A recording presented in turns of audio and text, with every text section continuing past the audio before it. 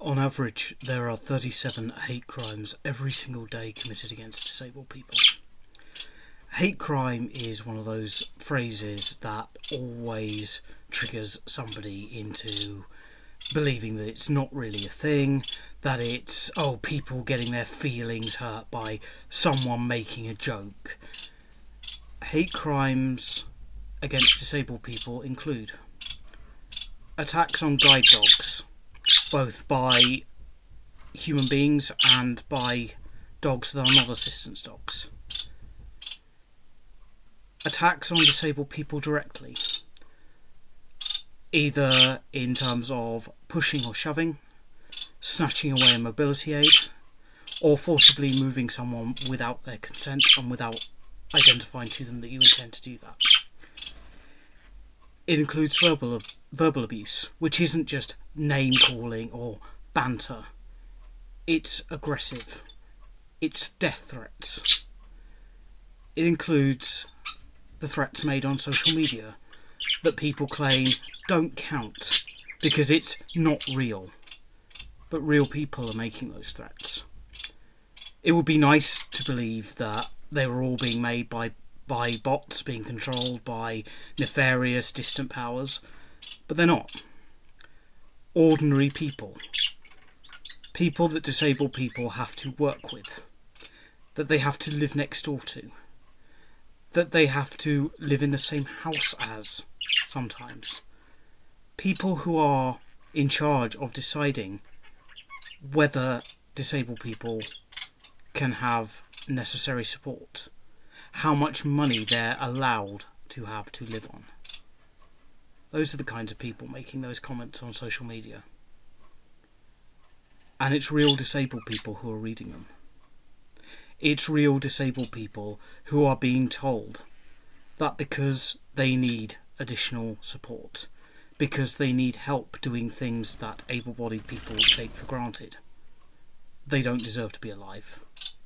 They don't deserve to live in society as a member of that society. They don't deserve to be paid the minimum wage if they have a job. And they have to have a job, even though employers don't want to employ them, and employers feel they shouldn't have to employ them, even though their colleagues don't want to work alongside people like that. So it comes down to they should work for free to earn their benefits. Except benefits aren't earned income. That's why they're called benefits. And plenty of people who aren't disabled get benefits. You can claim universal credit if you are employed, if your hours or your wages are below a particular limit. You can claim help with your rent and your council tax if you are in employment. PIP, or PIP, Personal Independence Payment, which is the current hot button focus of the government's disability attitude, because, to be honest, it's not a policy. You can't make policy on the basis of these people are lazy and undeserving. You cannot. You cannot make policy when you refuse to talk to the people that policy will affect about how their lives actually are, in contrast to how the media presents their lives as being. So the UK government's disability attitudes say that it is a burden on employers to have disabled people.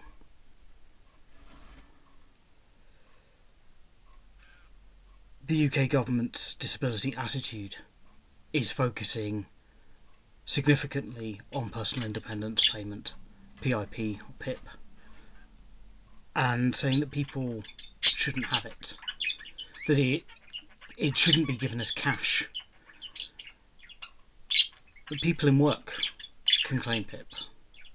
And actually, in my situation, where I'm registered blind, I also suffer from IBS, and schizophrenia. And I'm supporting my wife, who is registered partially sighted, is autistic with ADHD, and also suffers from cerebral palsy. Both of us have been refused PIP multiple times, even though we're objectively facing considerably more barriers than someone who is able to secure and maintain a job with minimal issues with their employer. I have over 20 years experience of administration, executive level engagement and project management. I'm qualified to level 7 in leadership and management through CMI, and I have a background in both Prince 2 and Agile working. In the last 2 years I've lost 2 jobs, one of which I sincerely hoped would lead to progression within the sector and a career, directly because of my sight loss. 20 years experience, 20 years of delivering high quality work on time, in a collaborative fashion and independently, without complaint. 20 years of professional development that was mostly done in my own time, dismissed by UK employers as irrelevant just because I can't see as well as other people that they have in their workforce, just because I need changes to be made to tech setups, just because there are certain programs that, because of my level of visual impairment, I can't use, and I need someone to do the work that those programs are required for me. Just because, unless a role is fully remote, not hybrid, not we're going to say it's remote but actually you'll be in the office most of the time. You can work remotely if you need to, but we expect you in the office. I can't work beyond dusk, which is about 4 o'clock in the winter in the UK, because I'm completely night blind. 2 decades of proving myself over and over again in multiple sectors and settings, thrown away because my eyesight means I am legally prevented from holding a full UK driving licence, because my disability means I can't drive. I'm not work shy. I don't think it's easier to live on benefits. In my last job I was taking home around £1,600 a month. It's after tax, after national insurance. Now I'm having to support 2 disabled adults on £1,000 a month. And that might not sound bad until you realise that I've lost £150 a week. That's £75 per person per week that my household doesn't have access to anymore. And I'm not just supporting 2 adults, myself and my wife. I'm trying to establish a business. I've used up what little personal credit I had trying to do that. I can't get any government loans because I don't receive enough in welfare for government-backed loans to consider me an acceptable risk. I obviously, for the same reason, have no hope of getting any high street credit. I don't know how to approach investors because I don't move in those circles. I can't afford to go to a meeting in London or Manchester or Edinburgh. The Department for Work and Pensions doesn't do introductory sessions for people trying to set up businesses that need funding. They don't provide any additional funding for people who are pursuing self-employment. I'm 38 years old,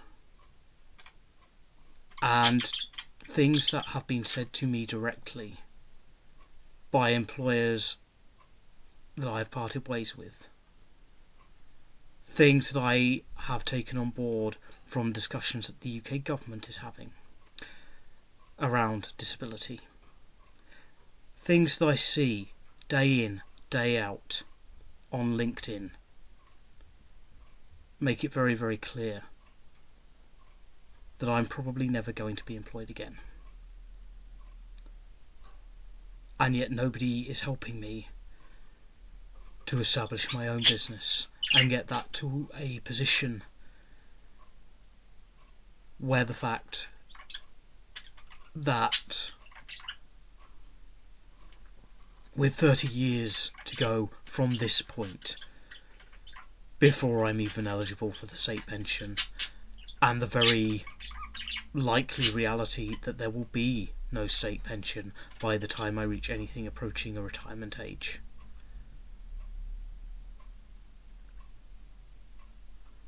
I'm basically on the scrap heap. Not because I chose to be there, not because I made bad lifestyle choices that caused health issues, but because something completely outside my control happened, and nobody stepped up to say it's okay.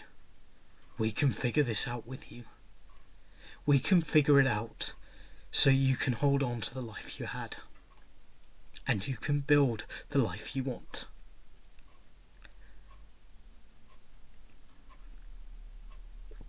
And if that was just me, then okay, I'm one person and it's pretty bad luck, but what can you do? But it's not just me. It's every person whose disability throws a complete curveball into the life they thought they'd have. It's every person who, because of a partner or a parent or a child or a sibling's disability, finds themselves begging their employers to let them keep their job alongside the care responsibilities they now have, because state care in the UK is broken. And because I don't care how many articles you read about some person on benefits who had 3 holidays a year, people on benefits can't afford to pay privately for care. I haven't had a holiday abroad in over 20 years. The last holiday I had was 2 nights in Norfolk. If you are saying that that's not a holiday, then I haven't actually had a holiday in almost a decade. The last proper holiday, if we're saying that a couple of nights isn't a holiday, was over 10 years ago, and that was a week in Norfolk. It was very nice, very pleasant. You know what I've also done? I've lied to employers and colleagues about where I was going on the holidays I haven't had, because I've had experience of being told that people don't like me, that people are uncomfortable around me when I'm honest about how little there is in my life. And I don't want people to pay for me to have a holiday. I'm happy with my couple of nights in Norfolk. I'm happy with a day out at the local amusement arcades. I'm happy just staying at home with my wife and my pets and the things I have here. I don't want people to pay for me to have a holiday. But let's be real. £1,000 a month is £250 a week. And from that I have to pay for 2 mobile phone top-ups a month. My wife and I can't get contract phones, so we don't have smartphones. We have the old, basic, it makes calls, it does text, and if you're lucky you get some games on it. Phones.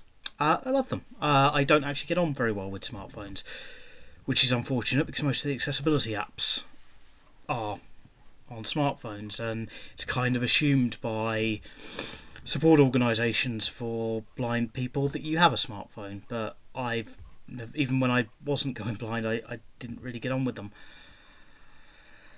So that's £10 a month on top up. £20 because it's 2 lots of that £10. It has to pay for electricity, which we're on a prepayment meter, so we don't get to just forget about how much electric we're using for a month or 3 months or whatever it is, and then have a panic about it, and we have to pay for the electricity before we can use it. And we're coming into winter, and so I'm going to have to be running an electric heater. The last winter, I was working, and even working, I was able to run an electric heater for a maximum of 4 hours a day. So now that's probably going to be a maximum of an hour a day, and I'll be spending the rest of my time under blankets. I've got major home repairs that need to happen, that are actually compromising the structural integrity of the house, but that there's no point in even reaching out to tradespeople for, because they've got their own costs and they're operating on the assumption that everybody can just get a loan or a credit card, and they're not going to do a payment plan for people who can't, because why should I give you credit when no one else will? So this will be the 5th winter, including occasions where I've been employed, that I've been living with a hole in my roof. Fortunately, it's only over the bathroom, and the bathroom is downstairs, so it's not putting too much of a risk on anything else. In other years, when I've been working, I've been able to buy roofing felt and bonding agent off eBay, and between myself and my wife, we stumble our way up a ladder and do patch repairs. That's fun, by the way, when one of you is nearly completely blind with no depth perception, and the other one is half blind with a little bit more depth perception, but not much. But we make it work, because one of the things you find is that when you can't easily get here, there and everywhere, you can't be at all the events, you don't have a lot of money, you end up with not many friends either. And certainly not many friends who don't have their own problems and their own challenges and are therefore available to help you. I'm certainly not having foreign holidays and buying designer clothes.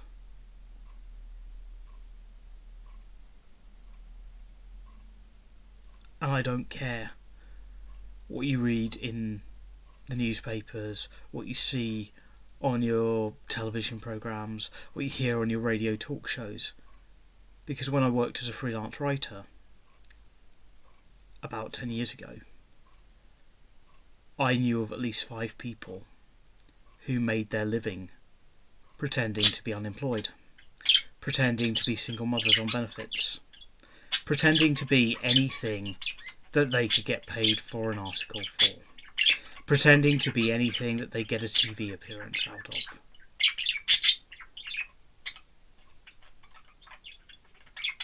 I tried to pretend that things were okay. I can't lie. I was raised in a very strict household, and as an adult I genuinely don't know how to lie. And I've seen the ways that's disadvantaged me, because apparently everybody is lying at least part of the time. I don't even answer the question, how are you doing, anymore when it's asked by an employer, because they don't care. If I told them, they'd get angry, or they'd send me on a resilience course or an emotional intelligence course, because the answer is always actually not great. Thank you for watching, and remember, there are real people behind the headlines.